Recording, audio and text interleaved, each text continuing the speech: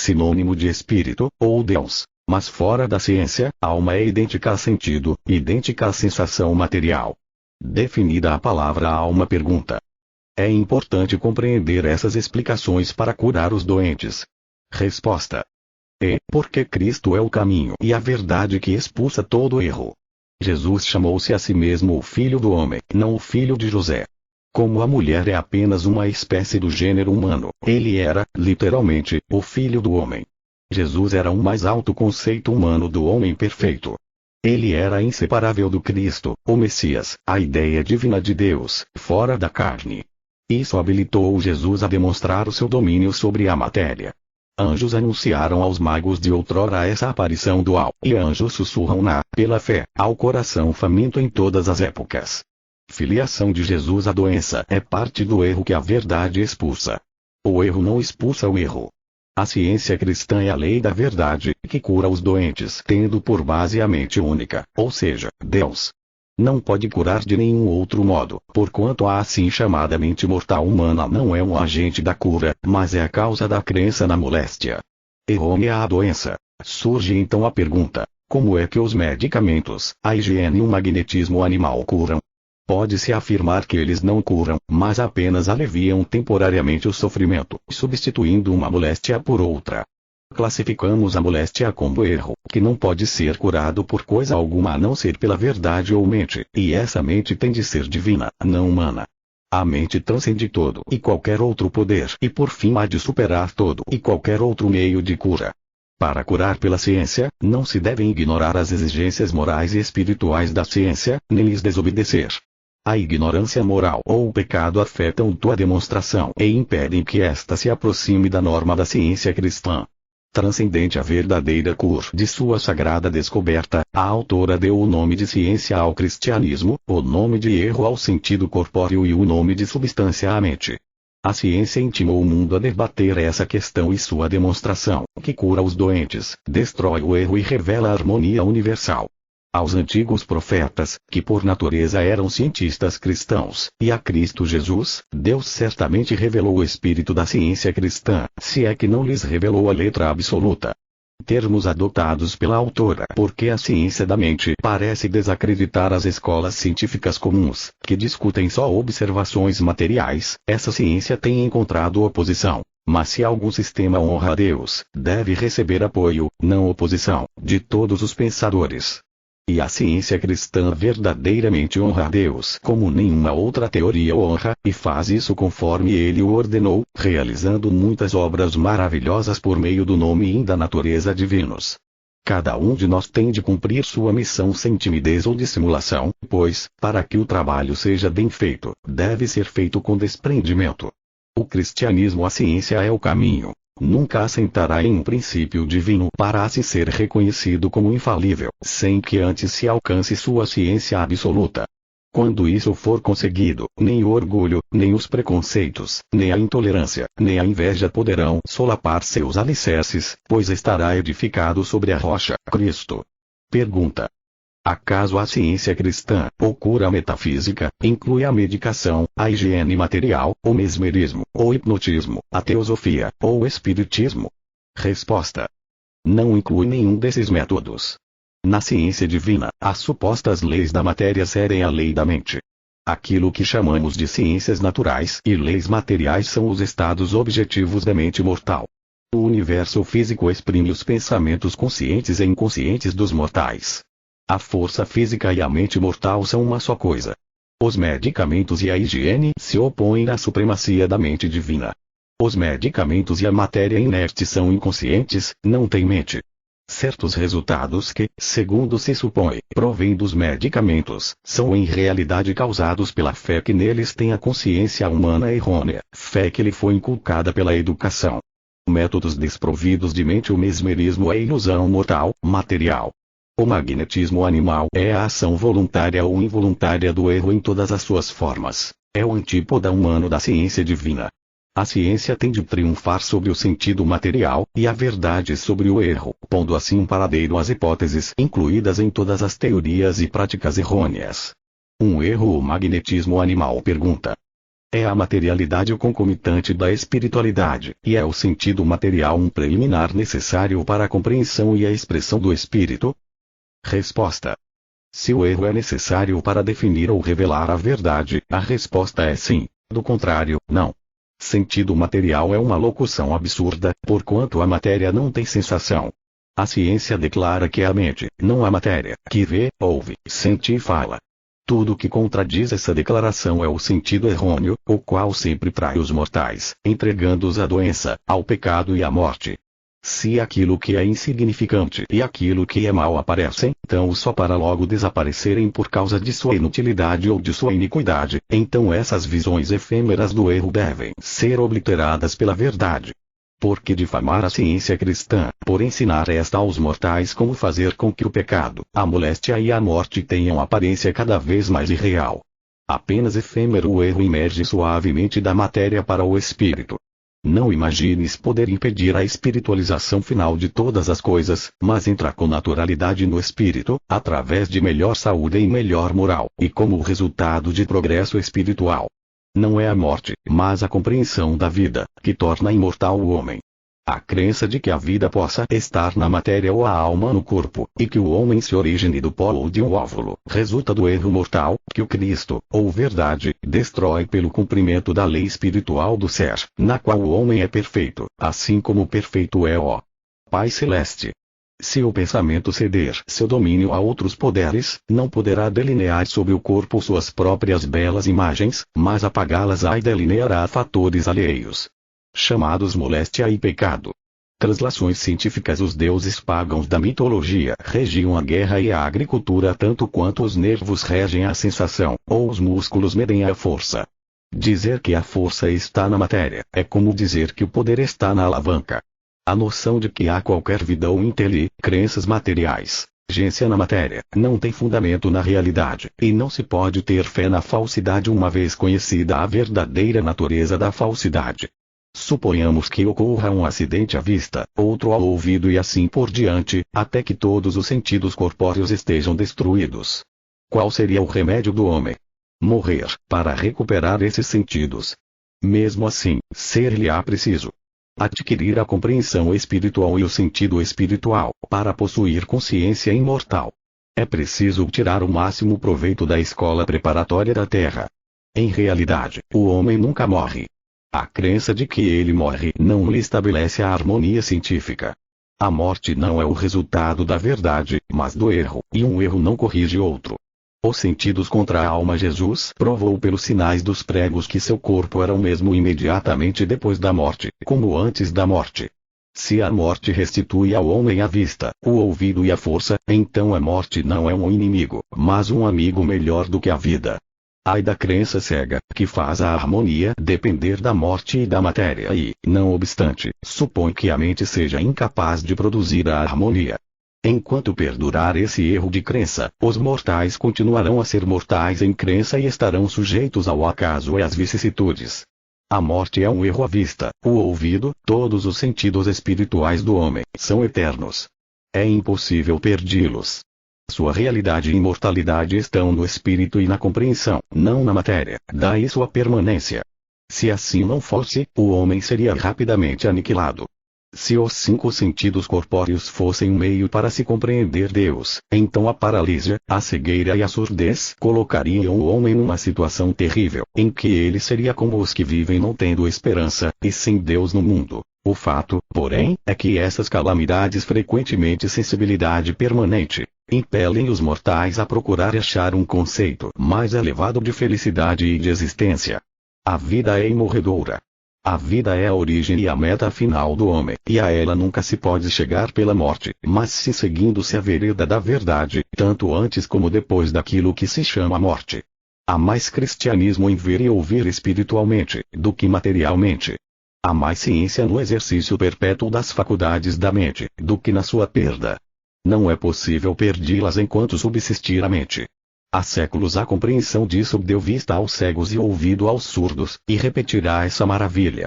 Exercício das faculdades da mente. Pergunta: a senhora fala de crença. Quem ou o que é que crê? Resposta: o espírito sabe tudo. Isso exclui a necessidade de crer. A matéria não pode crer, e a mente compreende. O corpo não pode crer. O crente e a crença são uma e a mesma coisa, e são mortais. A evidência cristã fundamenta-se na ciência ou verdade demonstrável, que fluidamente imortal, e em realidade não há tal coisa como mente mortal. A mera crença é cegueira que não tem princípio mediante o qual possa explicar a razão de sua esperança. A crença de que a vida seja matéria senciente e inteligente é errônea. A compreensão contra a crença. O apóstolo Tiago disse: mostra-me essa tua fé sem as obras, e eu, com as obras, te mostrarei a minha fé. A compreensão de que a vida é Deus, o Espírito, prolonga-nos os dias, fortalecendo-nos a confiança na imorredoura realidade da vida, na sua onipotência e imortalidade. Essa fé assenta no princípio compreendido. Esse princípio torna sãos os doentes e traz à luz os estados duradouros e harmoniosos das coisas. O resultado de nossos ensinamentos é suficiente para confirmá-los. Quando, valendo-te dessas instruções, fores capaz de banir uma grave enfermidade, a cura provará que compreendes esse ensinamento e, portanto, receberás a bênção da verdade. Confirmação através da cura. O significado das palavras em hebraico e em grego, muitas vezes traduzidas por crença, diverge um tanto daquele expresso pelo verbo crer. Aquelas palavras têm mais o significado de fé, compreensão, confiança, constância, firmeza. Daí nossa versão corrente das Escrituras muitas vezes parecer aprovar e sancionar a crença, quando quer realçar a necessidade de compreensão. Crença e firme confiança. Pergunta: constituem os 5 sentidos corpóreos o homem? Resposta: a ciência cristã sustenta, comprova imortal, a impossibilidade de existir algum sentido material e define esses pretensos sentidos como crenças mortais, cujo testemunho não pode ser verídico, nem com relação ao homem, nem com relação a seu Criador. Os sentidos corpóreos não podem tomar conhecimento da realidade espiritual e da imortalidade. Os nervos não têm sensação alguma, afora aquela que a crença lhes confere, tal como as fibras de uma planta não têm sensação. Só a mente possui todas as faculdades, toda a percepção e compreensão. Por isso, os dotes mentais não estão à mercê da organização e da decomposição, senão os próprios vermes poderiam desfazer o homem. Se os verdadeiros sentidos do homem pudessem sofrer lesões, a alma poderia reproduzi-los perfeitamente, mas eles não podem ser perturbados nem destruídos, porquanto existem na mente imortal, não na matéria. Todas as faculdades provêm da mente. Quanto menos mente se manifesta na matéria, tanto melhor. Quando a lagosta, que não pensa, perde uma das tenazes, esta cresce de novo. Se a ciência da vida fosse compreendida, descobrir-se-ia que os sentidos da mente nunca se perdem e que a matéria não tem sensação. Então um membro do corpo humano seria substituído com tanta presteza como a tenaz da lagosta, não por um membro artificial, mas pelo genuíno. Qualquer hipótese que suponha estar a vida na matéria, é uma crença imposta pela educação. No caso de recém-nascidos, essa crença não é capaz de guiar a mão à boca, e à medida que a consciência se desenvolve, essa crença vai desaparecendo, vai cedendo à realidade da vida sempiterna. Possibilidades da vida. O sentido corpóreo defrauda em mente, viola todos os mandamentos do decálogo mosaico, para satisfazer suas próprias exigências.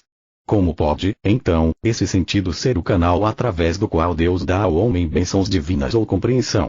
Como pode o homem, que reflete Deus, depender de meios materiais para saber, ouvir e ver? Quem ousa dizer que os sentidos do homem podem, em certas ocasiões, ser um meio de pecar contra Deus e, noutras, um meio de obedecer a Deus? Uma resposta afirmativa contradiria as Escrituras, pois da mesma fonte não jorra água doce e água amarga. Menosprezado decálogo. Os sentidos corpóreos são a única fonte do mal, ou erro. A ciência cristã demonstra que são falsos, porque a matéria não tem sensação, e nenhuma construção orgânica pode dar-lhe ouvido e vista, nem fazer dela um instrumento da mente. Fora do sentido material das coisas, tudo é harmonia. Um conceito errôneo acerca de Deus, do homem e da criação é uma insensatez, uma falta de senso. Segundo a crença mortal, os sentidos materiais seriam às vezes bons e às vezes maus. Ela assegura sem valor a construção orgânica, aos mortais que há prazer real no pecado, mas as grandes verdades da ciência cristã contradizem esse erro. A força de vontade é apenas um produto da crença e essa crença comete depredações contra a harmonia. A vontade humana é uma propensão animal e não uma faculdade da alma. Por isso, não pode governar o homem com acerto. A ciência cristã revela que a verdade e o amor são as forças motrizes do homem. A vontade, cega, obstinada e impetuosa, coopera com os apetites e as paixões. Dessa cooperação provém o mal que ela encerra. Daí vem também sua falta de poder, porque todo poder pertence a Deus, o bem. Força de vontade, propensão animal é preciso que a ciência da mente seja compreendida. Enquanto não for compreendida, os mortais estarão mais ou menos privados da verdade.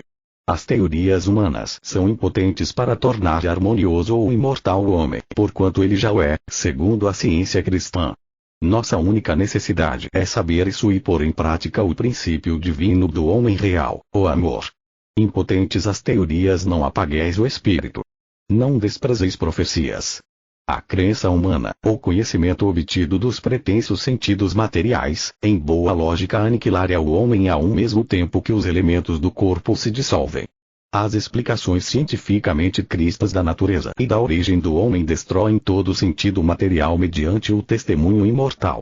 Esse testemunho imortal introduz o sentido espiritual do ser, que não pode ser obtido de nenhuma outra maneira.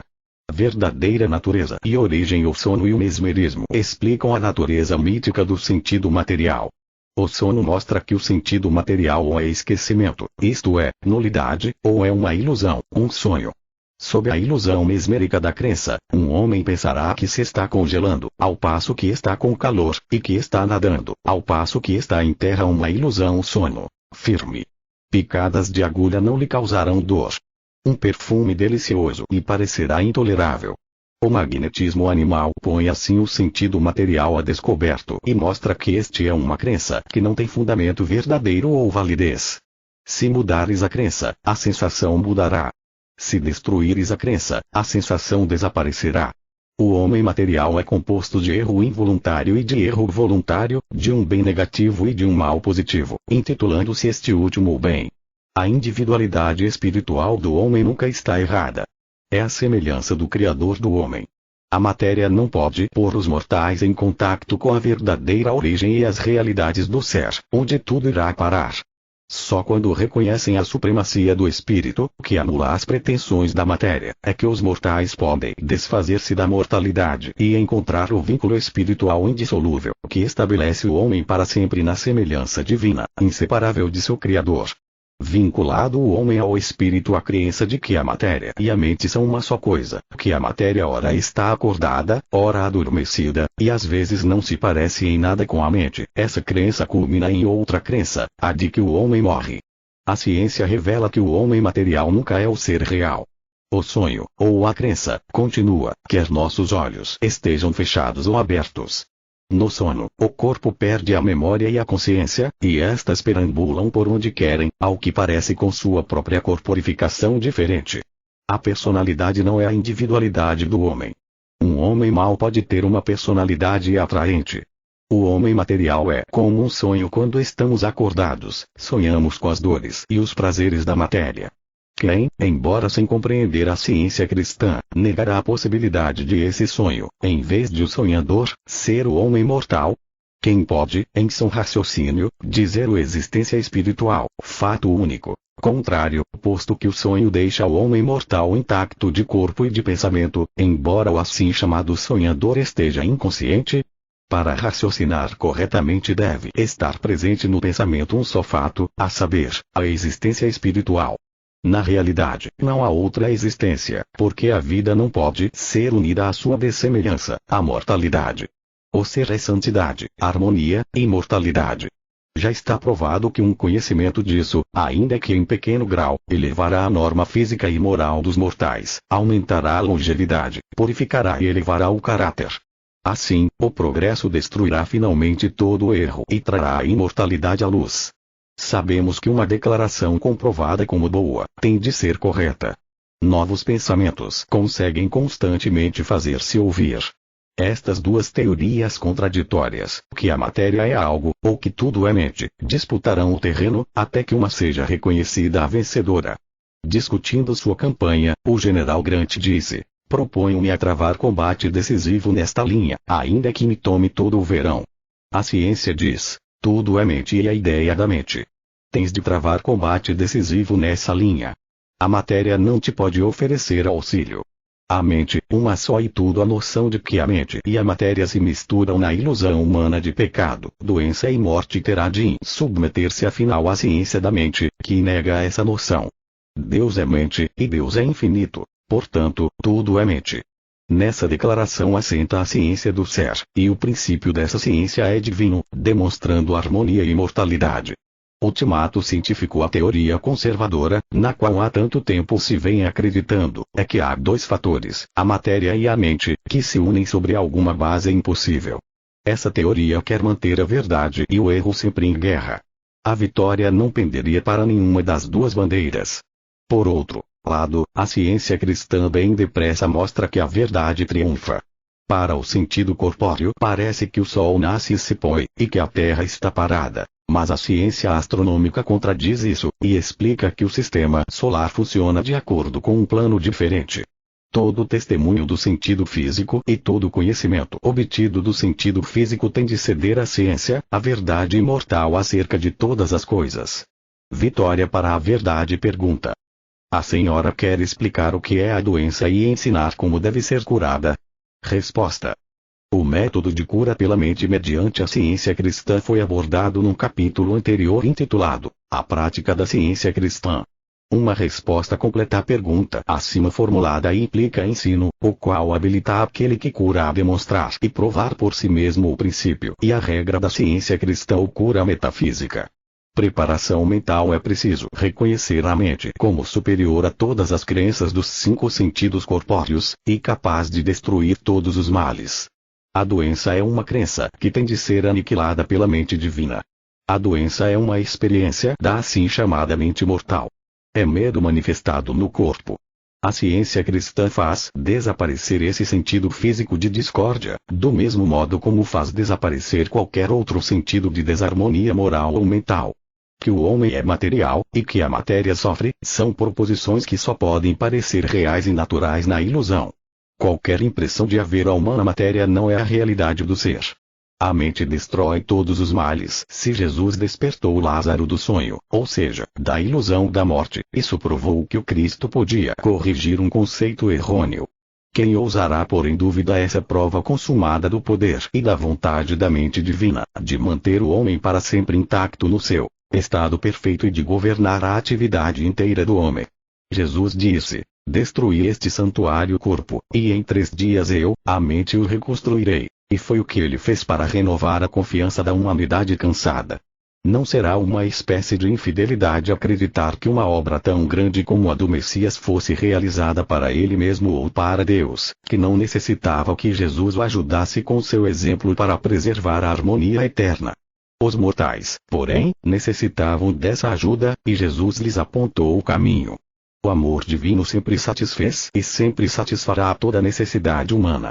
Não é justo imaginar que Jesus tenha demonstrado o poder divino de curar somente para um número seleto de pessoas ou para um período de tempo limitado, porque a toda a humanidade e a toda hora, o amor divino propicia todo o bem. Amor divino inesgotável. O milagre da graça não é milagre para o amor. Jesus demonstrou a incapacidade da corporalidade, bem como a capacidade infinita do espírito, ajudando assim o errôneo sentido humano a fugir de suas próprias convicções e a procurar segurança na ciência divina. A razão, bem dirigida, serve para corrigir os erros do sentido corpóreo, mas o pecado, a doença e a morte parecerão reais, assim como parece real aquilo que experimentamos em sonho, quando dormimos, até que a ciência da harmonia eterna do homem destrua essas ilusões mediante a realidade ininterrupta do ser científico. Razão e ciência. Qual dessas duas teorias concernentes ao homem estás disposto a aceitar? Uma é o testemunho mortal, mutável, perecível, irreal. A outra é a evidência eterna e real que leva ao sinete da verdade, cujo regaço está repleto de frutos imortais. Nosso mestre expulsava os demônios, os males, e curava os doentes. Deve-se poder dizer também de seus seguidores, que eles expulsam o medo e todo o mal de si mesmos como de outros, e que curam os doentes. Deus curará os doentes por intermédio do homem, sempre que o homem for governado por Deus. A verdade expulsa o erro hoje tão certamente como o fazia há 19 séculos.